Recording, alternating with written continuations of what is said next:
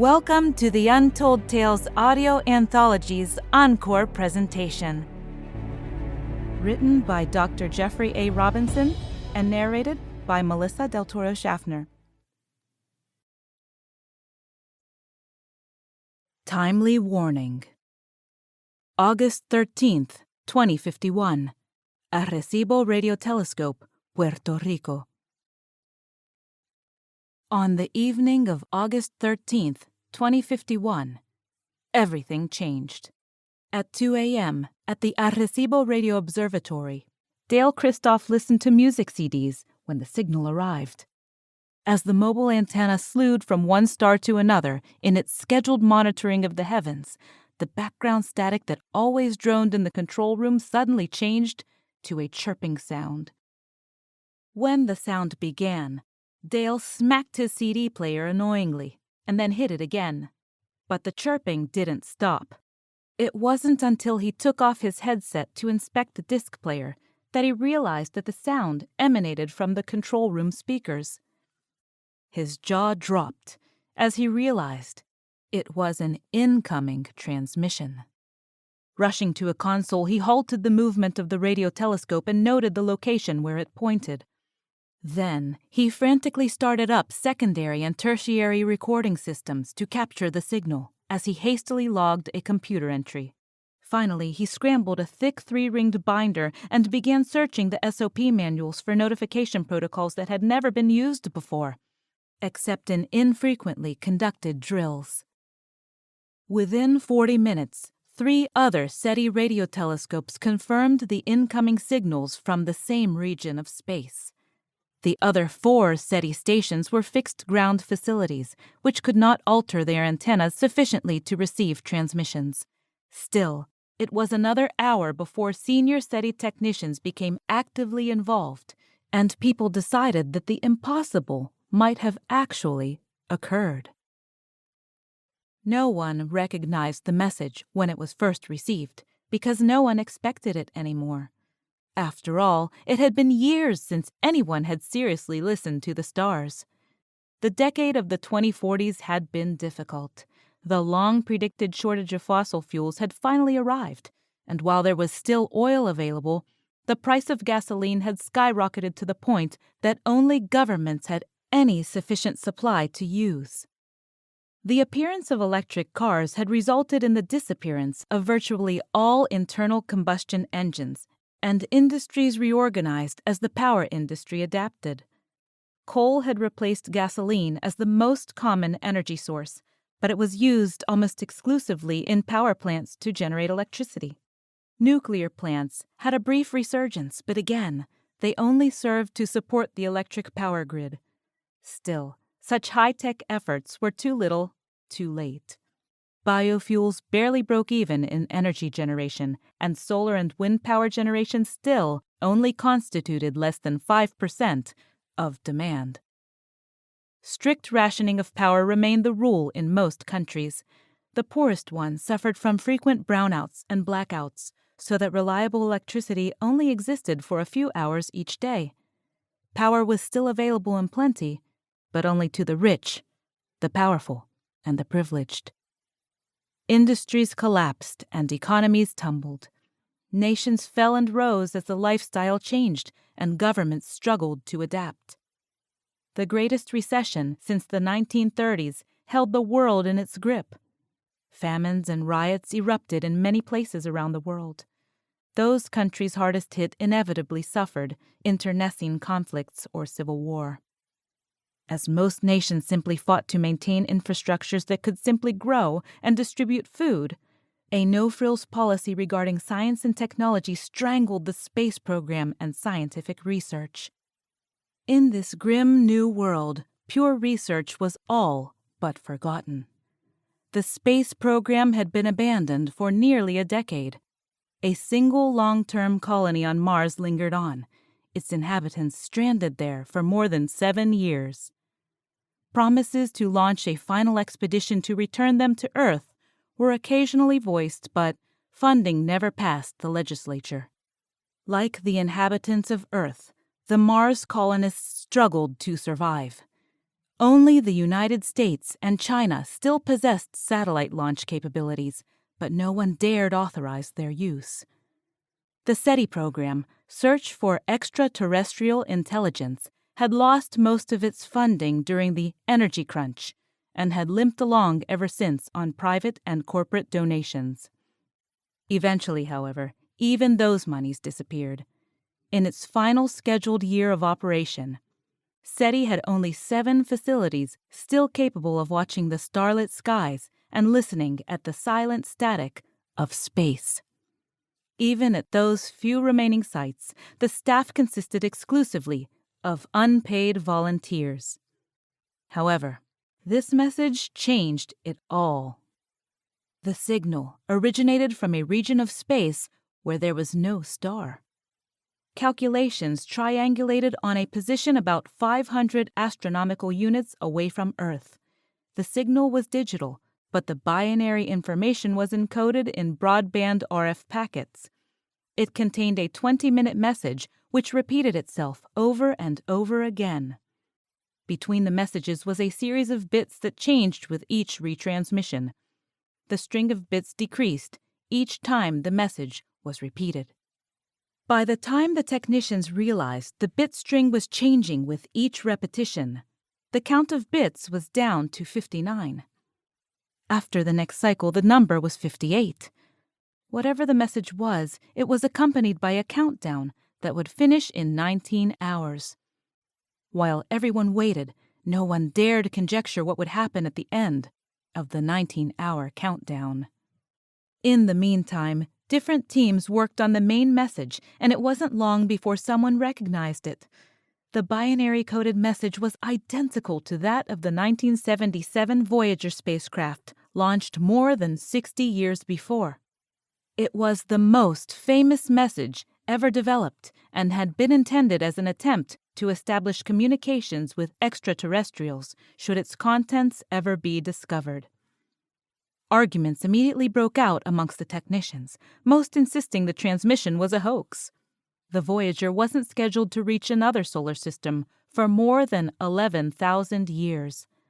The only races that could possibly know about it were those on Earth. Besides, the message was coming from the wrong direction, to be the Voyager. Eventually, everyone agreed the message was meant to attract attention, and it had certainly done that. As everyone waited for the countdown to continue, the 4 SETI stations receiving the signal grew crowded with representatives from various national and UN organizations. Dale waited anxiously as the countdown reached its end and the slow countdown finally stopped. Holding his breath as silence replaced the chirping sounds from the control room speakers, he waited for a few agonizing seconds of static as a new sequence of digital information was received. This message, however, was different than anyone expected, and it possessed an entirely different structure. It lasted for 10 minutes and then stopped. It was not repeated. When it finished, technicians scrambled to analyze their recordings, most expecting some sort of April Fool's joke. The research team at the Old Jet Propulsion Laboratory in California was the first to recognize the pattern of the final portion of the communication. The transmission was similar to recently established digital ultra-high-density television transmissions, but the audio sidebands were multiplexed differently. Long before the picture and sound were deciphered, everyone agreed that the message had to have originated from Earth. It would have been an impossible coincidence for an alien species to independently develop UHD-TV protocols, which were only 2 years old. Still, no one expected the message, which the different teams finally pieced together. Dale was privileged to hear one of the first reconstructions of the message. The playback appeared as a high-quality TV signal, which everyone viewed on the control room monitors. The TV screen flickered, and Dale found himself staring at a middle-aged man with a scraggly beard and sunken, hollow eyes. The man said, "To anyone who receives this transmission, I bring you an important message from the year 2129, nearly 80 years in your future. My name is Jason McIntosh, and I was born in 2094 as one of the last generation of those trapped at the Mars colony. This message is being sent to what we hope is the past, specifically the year 2051.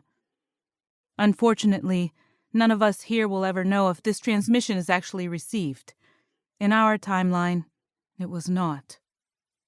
Dr. Jagdish Singh, our chief scientist, insists the structure of time is malleable and fluid. He believes we can successfully alter our past. Our attempts to do so, however, are born of last-minute desperation, since those of us remaining alive here at the colony are dying, and we only have a few months left to live. We're sending 2 important pieces of news that you must believe. The first regards an event which will happen in less than 2 days of your days. The second is about something else, which will occur in a little over 45 years. We picked this day and year to send our message to prove that this transmission is real, so you'll believe the second part of our message and heed its warning. If you ignore the first, Earth will be harmed terribly. If you do not heed the second, Earth will be destroyed. In just under 48 hours, a star relatively close to our solar system will go nova. This explosion will be totally unexpected and will be of unprecedented magnitude. The star is in the constellation Arendis, less than 30 light-years away. For a brief period of time, the light from this supernova will be far brighter than the sun. It will cripple global communications and wreak havoc with satellites, radio, and television. Only land-based and optical fiber communications will remain functional. In our timeline, Earth was unprepared for this. The new star in the sky caused chaos. Global communication systems collapsed, and thousands died in the riots and the panic that followed. Governments weren't able to reestablish their communication systems until too late. World governments, which already tottered on the edge of collapse, succumbed to a worldwide recession from which they never completely recovered. Now, we don't expect you to believe us right now, but if you act quickly and notify the general populace, you can minimize the damage which will result and prepare yourself for a more terrible disaster that will occur in another 4.5 decades. If you don't, all life on Earth will perish. In our past, years which are still in your future, the decades following the nova were bleak. The people of Earth withdrew from the stars and turned their eyes to their own problems. My parents, part of the original Mars colonists, reconciled themselves to a life of hardship, since they were stranded here with no hope of return.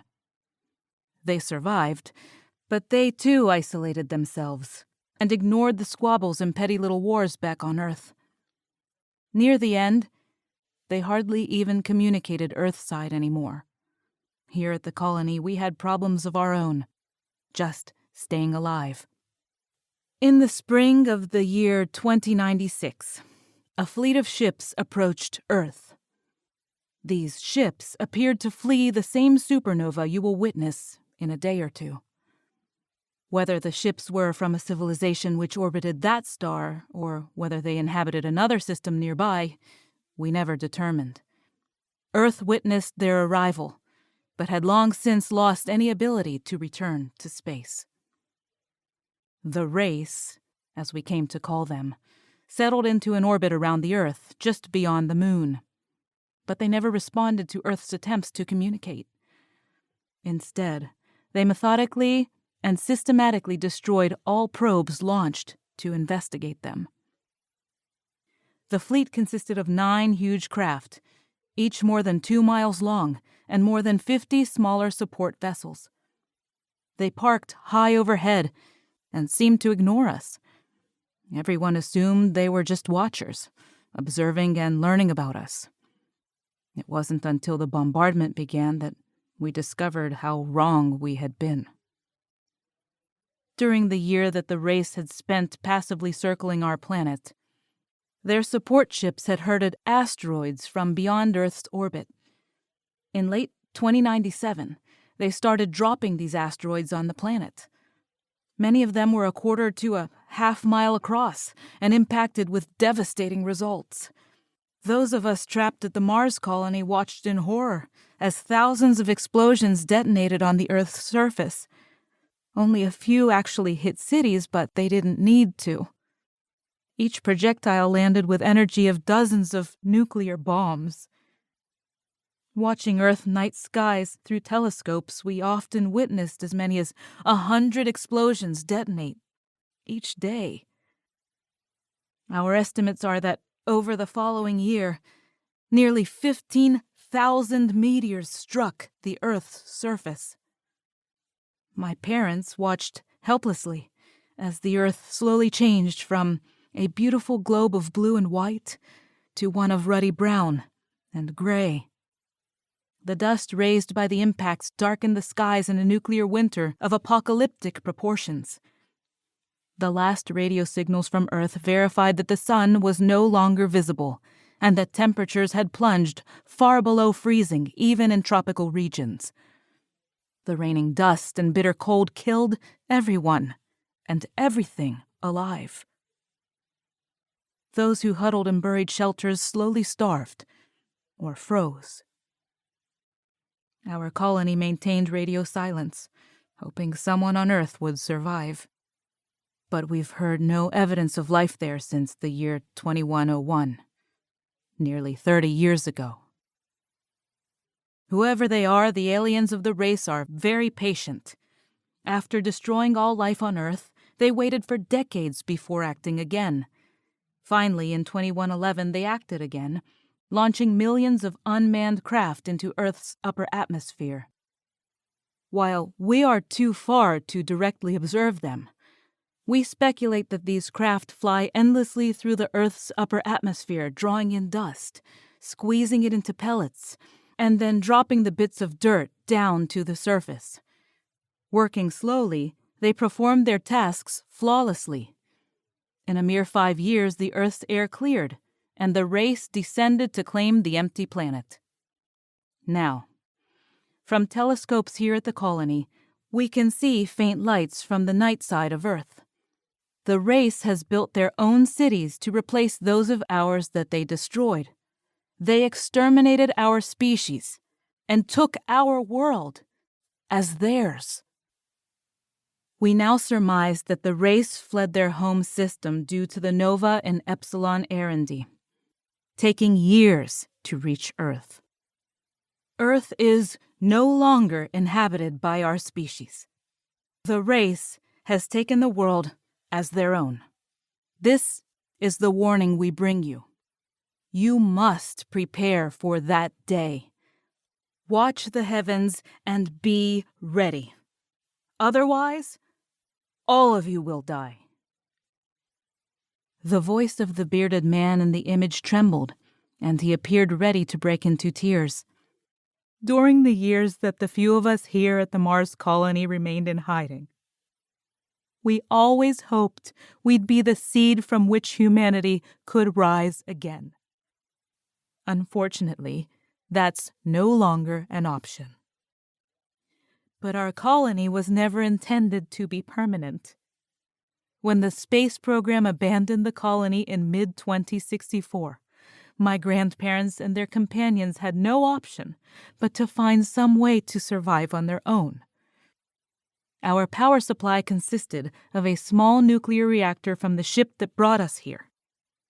We managed to build greenhouses, and we found sources of frozen water beneath the ground. We persevered, but as equipment and parts wore out, there were no replacements. An increasing number of systems failed over the years, but we managed to hang on. 2 months ago, there was a failure in the coolant system of our reactor. We fixed it, but not before we all received a lethal dose of radiation poisoning. Some of us have already died. The rest of us will die in 3 or 4 more months. For us, there is no hope. Dr. Singh is the one who thought of sending this message to our own past to try to change the events that doomed us.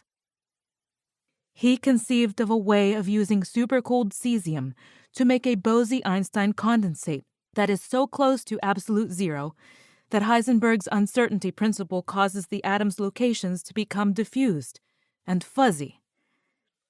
At about a millionth of a degree Kelvin, all the atoms overlap and the condensate forms.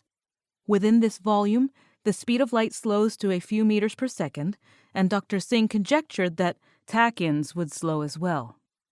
When tachyons, however, drop below the speed of light, in what he calls induced tachyon delay, they appear in our universe as normal photons displaced in time. That's how we're sending you this message, nearly 80 years into our own past. We've managed to generate pulses of tachyons using our nuclear reactor by sending them through a lens-shaped droplet of condensate. In doing so, we hope to create photons far in our past that someone will receive. If our calculations are correct, our message should appear in the year 2051. If our theory is wrong, no one will hear us, but then we're already dead anyway. If you receive this message, please listen. Prepare for that fleet, or no one will survive. Dale watched in horror as the image shook and wavered. A low, thunderous rumble sounded, and the gaunt, frail man in the image turned to someone off screen and whispered. Then he turned back to the camera and said, "One thing I didn't mention. While we stayed hidden from the race for more than 23 years, sending this transmission has revealed our existence to them. You see, only a small fraction of the photons we create by tachyon delay are displaced in time. Some go backwards in time, some go forwards, but most reappear locally. In the many hours we've spent transmitting, we've essentially been announcing our location to our alien conquerors like a beacon in the night. We knew they'd respond, but they appeared to be more efficient than we expected."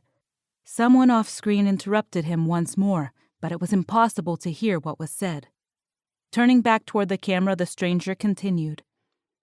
"I've just received word that the aliens have dropped into near Mars orbit and are beginning a small bombardment of asteroids here, just like they did to destroy Earth. We don't have long before they land one nearby." A look of desperation shadowed the man's face. "Please listen to this warning," he said, leaning closer to the camera. "This is not a fake. It is not a hoax. Look to the heavens and watch for the star that will herald the doom of mankind. Prepare for the invasion that will come in 40 years. There was another loud rumble, and the image wavered as shockwaves shook the camera. Terror gripped the gaunt scientist.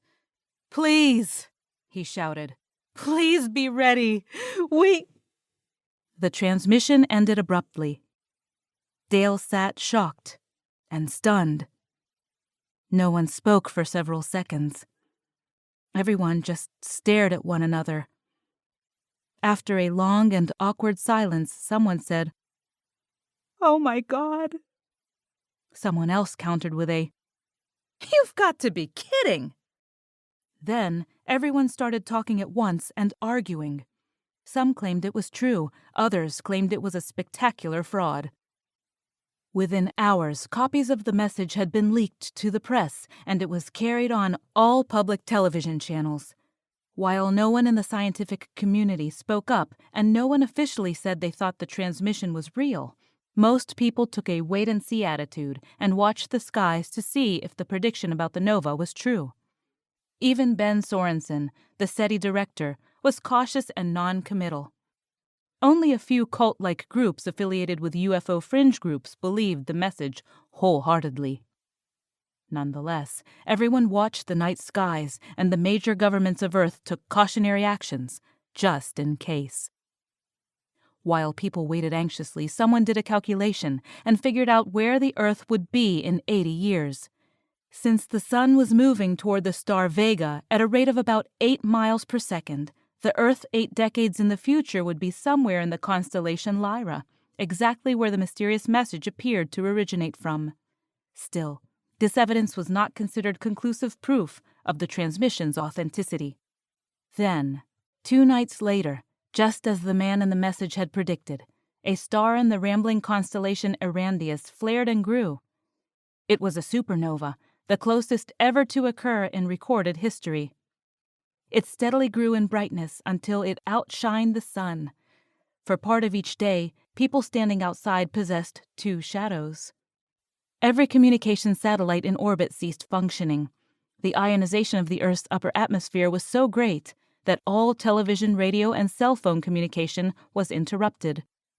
The radiation from the star was so intense that the aurora borealis grew until it was visible near the equator. The night sky burned with waves of liquid fire that washed across the heavens from one horizon to the other. While the radiation wreaked havoc with space-based installations, the Earth's atmosphere shielded people on the surface from most of the damaging high-energy rays. Those that stayed indoors received little more radiation than the average dental X-ray. But many in third-world countries suffered severe radiation burns. Scientists initially expressed surprise that the blue giant had gone nova so unexpectedly. Telescopic analysis, however, revealed that a small, massive body, probably a neutron star, had drifted too close to the giant, drawn mass from it, and destabilized its core, triggering its spectacular and premature demise. Within a week, the star's intensity subsided. It gradually dimmed and, within a few months, had faded from sight. Before it vanished, however, the nations of the Earth had already joined together and mobilized. They had a common enemy, and the troubles they faced seemed tiny in comparison to what loomed 4 decades away. United by a common cause, they made preparations for the arrival of an alien fleet that was likely already well on its way to Earth. With a grim resolve, the countries of Earth prepared for a war, which would determine the fate of the human race. September 7th, 2092. Earth Space Command, Space Station Archimedes. Brigadier General Dale Christoph sat at his desk reviewing reports on the latest shipments launched from Earth's surface. The land-based magnetic catapults launched thousands of tons of refined materials up to the construction docks in near-Earth orbit every day, and it was his job to make sure it all moved smoothly and on schedule. The UN space fleet now numbered more than 1,000 ships, and the logistics of keeping hundreds of thousands of men fed and supplied were tremendous. Dale, however, was very good at his job. After all, he'd been working in the United Nations Space Alliance since it began back in 2053. At 61, he held a position of great prestige in the Alliance Space Command. Halfway through the day, his adjutant interrupted him. The captain serving his tour at the space station before rotating on to his first command, a ship of the line, which was still under construction, approached and handed him a message tube. "Excuse me, sir," said his aide. "One of today's launch canisters contained this personal message packet for you." Dale's eyebrows furrowed.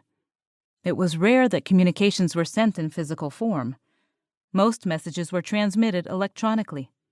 Returning the captain's salute, he turned his attention to the packet. As his aide departed, Dale opened the metal cylinder, but didn't recognize the sender, and found it was from the executor of the estate of someone who had recently died Earthside. His eyes widened when he found a sealed letter from Ben Sorensen, the former head of the SETI program back when the warning from the future had been received. Thinking back, the last he remembered of the old man was when he'd resigned from SETI after the UN took over the remaining radio telescope observatories. He had somehow managed to avoid taking credit for the timely warning and disappeared into obscurity, eschewing public life and the notoriety he had deserved. Brigadier General Dale Christoph opened the sealed envelope and after a few moments struggled with his conscience as he found himself reading a deathbed confession. Ben Sorensen had sent Dale a detailed explanation that the original alien message was a fake. The entire incident had been an elaborate hoax masterminded by him and 2 technicians on the SETI staff. By Ben's account, the Earth in those times was so wrapped up with its own problems that it had lost focus. Growing pessimism had triggered a depression, and the world's economies were spiraling down out of control. Ben feared another dark ages would result and came up with a plan. Working with 2 friends, he outlined the mechanics of faking a message, which they planned to pretend came from another star. Then, an unexpected opportunity presented itself that changed their plans. Amongst SETI's few remaining resources, Ben had inherited the stewardship of 3 abandoned neutrino detectors stationed at different locations near Earth's equator. Once, there had been plans to use these to supplement Earth's search for evidence of other extraterrestrial civilizations, but there had never been sufficient funding to do so. The detectors were too expensive to maintain. Buried deep below the Earth's surface and shielded from electromagnetic radiation and cosmic rays, these huge vats of photosensitive liquids detected a few incredibly rare interactions of neutrinos with solid matter. The most that they had ever managed to measure were periodic fluctuations of nuclear reactions deep within the Sun, which seemed to be precursors to solar flares.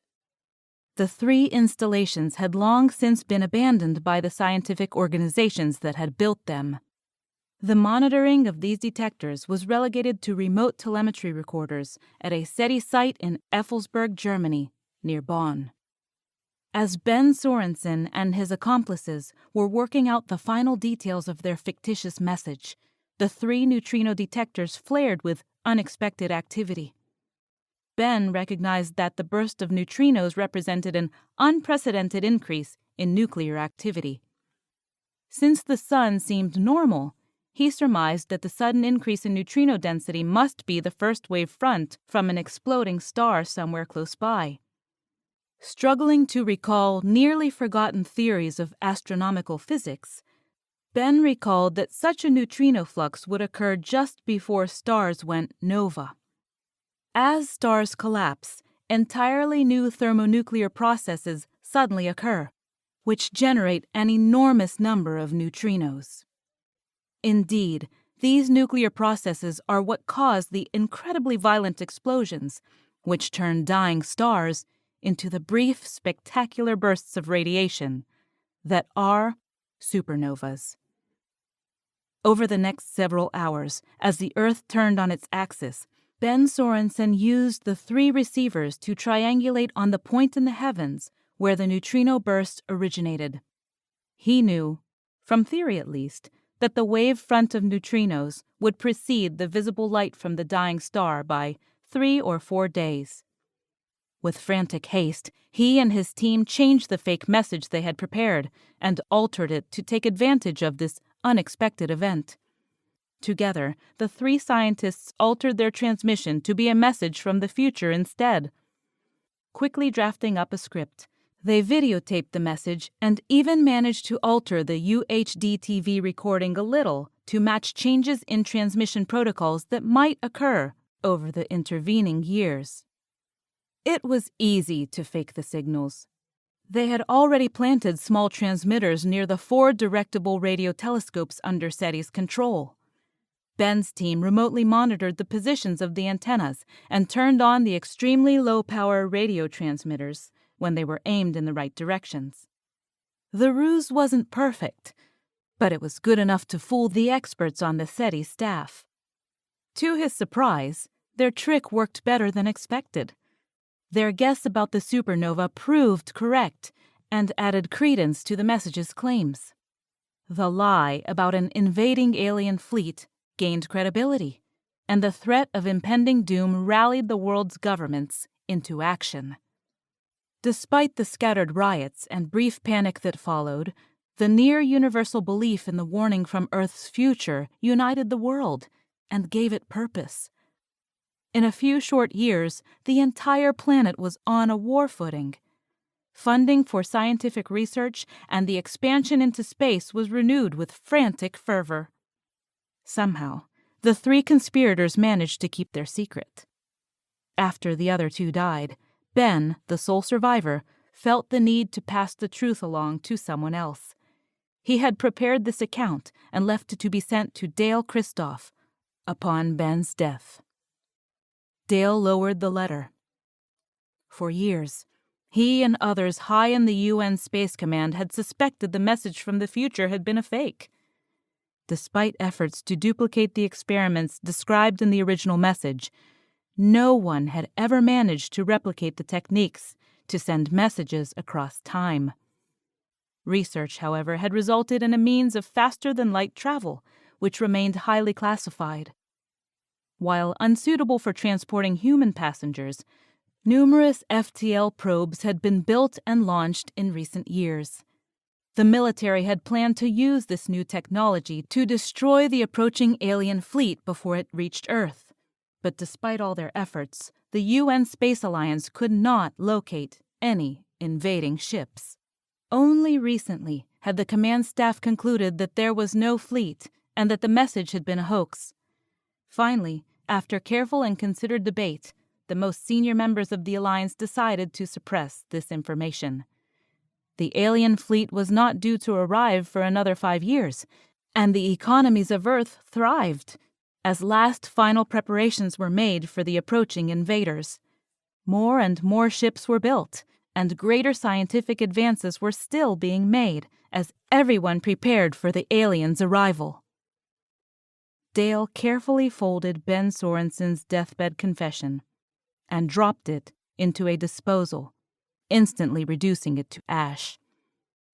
The hoax had succeeded beyond the old SETI chief's wildest dreams. The fabricated story had rallied the world's nations and turned Earth's growing despair into purposeful endeavor. People's belief in the message from the future had provided badly needed direction to a world that had lost its focus. United by the threat of a common enemy, nations had set their differences aside to survive the threat of an unseen enemy. Worry and doubt had been displaced by patriotism, dedication, and drive that made even average citizens heroes. The lie was so universally believed and so unquestioningly accepted that Dale knew publishing this account would be political suicide. Any such claim would result in the immediate condemnation of anyone stupid enough to espouse it. Someday, people would realize there was no approaching alien fleet, but that time was years away. In the meantime, humanity had a common goal, and it drew them all to the stars.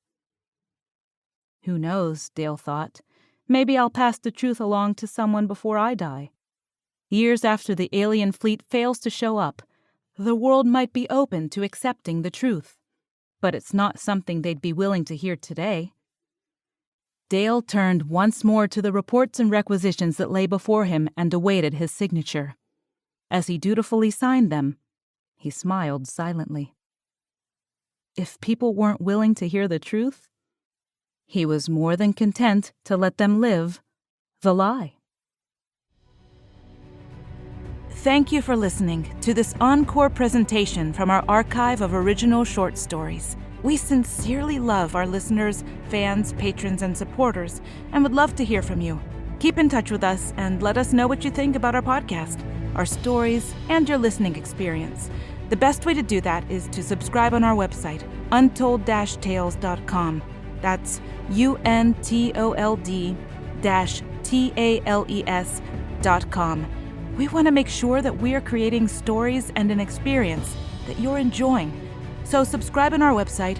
That'll put you on our email list so we can keep in touch with you. And thank you for listening. Have a wonderful day.